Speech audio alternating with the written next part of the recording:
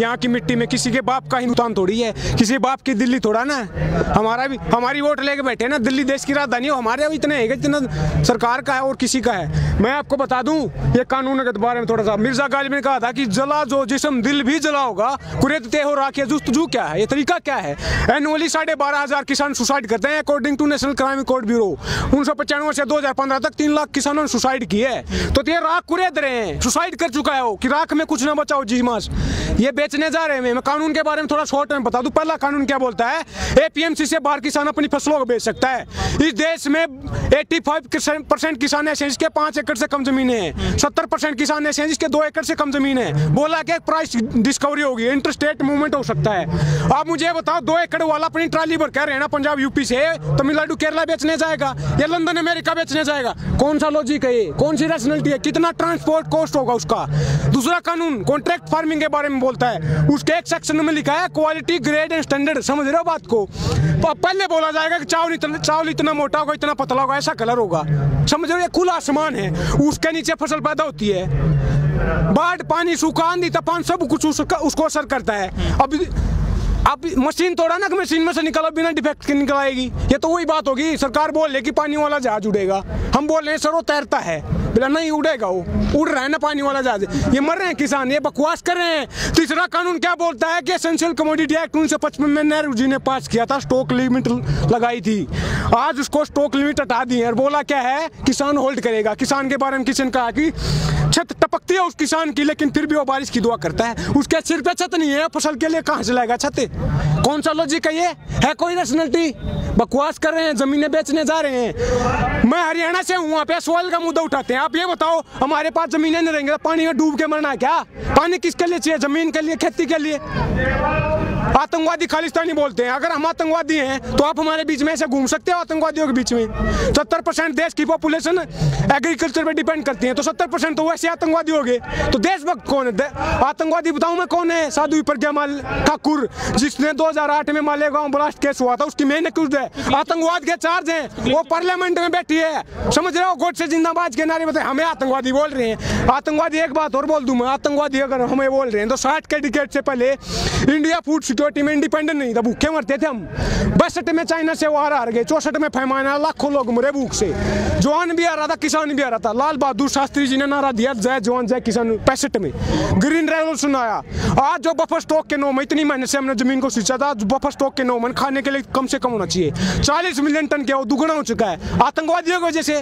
देश पाला हमने, भूखे मरते थे, हमें आतंकवादी बोल रहे हैं। बीजेपी के एक सांसद हैं, वो कहते हैं किसान AK-47 लेके आ गए हैं। देखिए ये सारे अनपढ़ हैं, गौमूत्र खाने वाले हैं, गोबर मूत्र खाने वाले। नत्था Singh and Prem Singh one and the same thing, सब एक से हैं। और रमेश बिदुड़ी बोल रहा है कि बड़ुए हैं, 500 रुपए में खरीद के लाए हैं। पता उसको कोई बड़ुए हैं? अंधाता है देश को बड़ुए बोल रहे हैं। शर्म करो देशवासियों, आप अपनी आज नहीं उठा रहे यार। मिर्जा गालिब ने कहा था चमन में एक तिलाक के रंगों से बात बनती है। हम ही हम है तो क्या हम है, तुम ही तुम हो तो क्या तुम हो।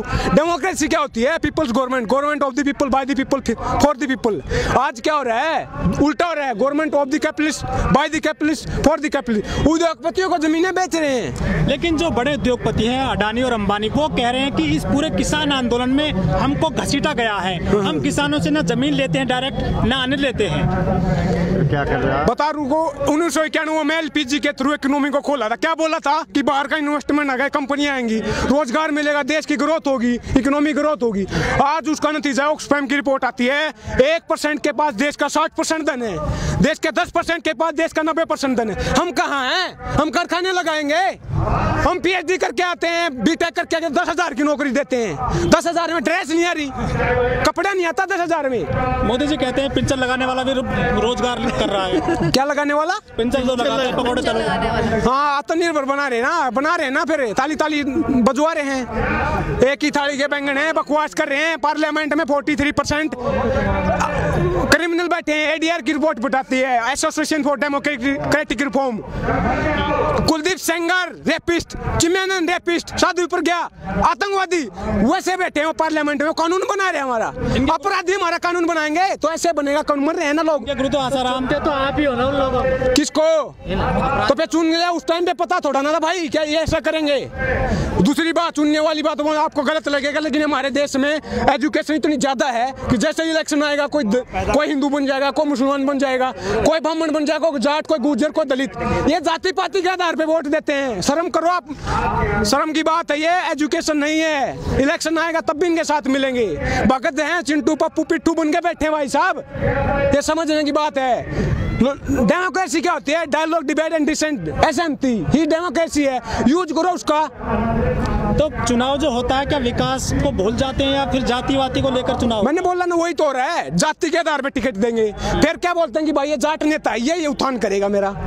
दो आदमी जाति के आधार पे वोट लेके जाएगा तो फिर काम करेगा। आपको पता क्या, वोटर भी तो जात के आधार पे वोट दे, जात के आधार पे, धर्म के आधार पे वोट दोगे तो मन की बात होगी, काम के आधार पर वोट दोगे तो काम की बात होगी, समझ रहे हो। डिवाइड एंड रूल पे बोलना चाहूंगा मैं, कुछ किसी ने अंग्रेजों ने डिवाइड एंड रूल किया था, ये भी वही कर रहे हैं, हिंदू मुसलमान मंदिर मस्जिद करके कि बांट दिया इस धरती को। क्या चांद सितारों का होगा, नदियों के कुछ नाम लिखे, बहती धारों का क्या होगा? शिव की गंगा भी पानी, यहाँ पे जमजम भी पानी है, मुल्ला भी पिए, पंडित भी पिए, पानी का मतलब क्या होगा?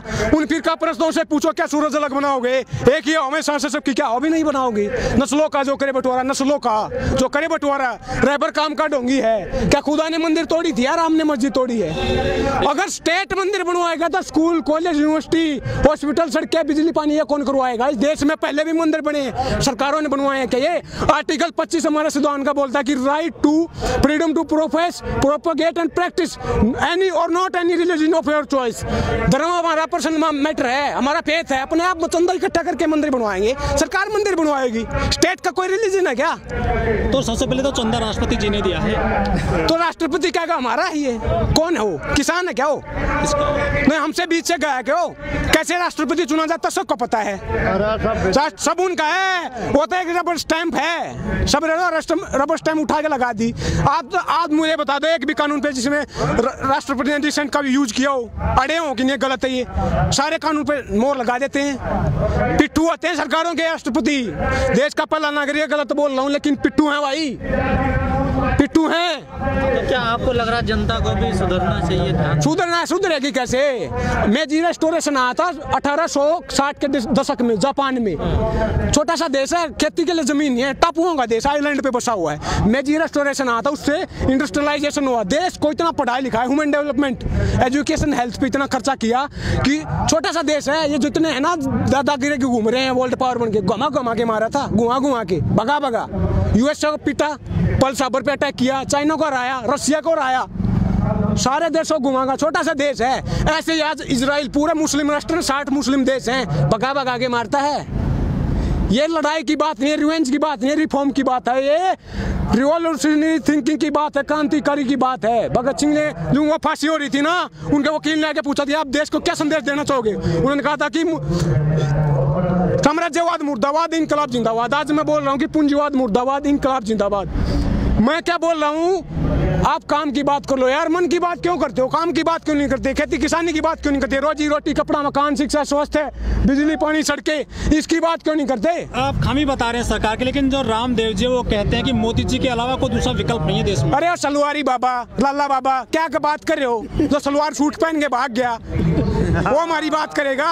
अरे बिजनेसमैन है, आप मुझे ये बताओ, आप मुझे बताओ, योगा करवाते हैं किस लिए? शरीर स्वस्थ होगा, फिर दवाई बनाते हैं। जब हम स्वस्थ होते हैं दवाई की क्या जरूरत है? इस गेम को समझे आप, सबसे ज्यादा वो उसी का विकास हुआ है इस सरकार में। हम तो मर रहे हैं, मैंने बोला ना, 12,500 एनुअली सुसाइड कर रहे हैं भाई साहब। वो कहते हैं किसानों ने कानून नहीं पढ़ा और किसान ना समझे, रामदेव बोलते हैं। आके समझा देना, वो कौन सा चश्मा लगाते? रुको बाबा, मैं अगर आप समझाओ ना, मैं आके कौन सा चश्मा लगाते, हमें भी दे दो चश्मा जिसमें कौन लाइन दिखती हो भले की। ये कानून जहर है, जहर सरकार क्या बोल रही है कि 2-3 चम्मच निकाल देंगे, गिलास भरा जहर का है, बोले 2-3 चम्मच निकालेंगे, अमेंडमेंट कर देंगे, संशोधन कर देंगे।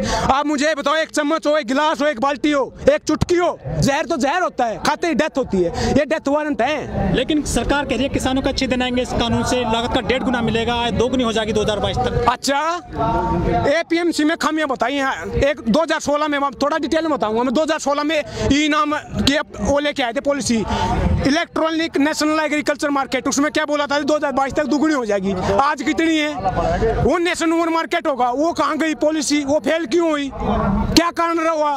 दूसरी बात, APMC अगर ट्रेड को डिस्पोर्ट करती है तो फिर केवल 6% किसानों को MSP मिलता है, तो 94% तो वैसे आजाद हैं, उनका उत्थान क्यों नहीं हुआ? मैं बता दूं आपको, 2-4 डॉक्टर हैं, जैसे डॉक्टर दवाई देता है ना, हम खाते हैं, उस डॉक्टर का नाम है WTO, वर्ल्ड बैंक और IMF, जो वो लिख के देते हैं वही लगा चेप देते हैं।